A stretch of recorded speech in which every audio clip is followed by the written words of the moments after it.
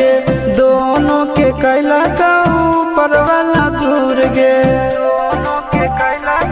ए सोना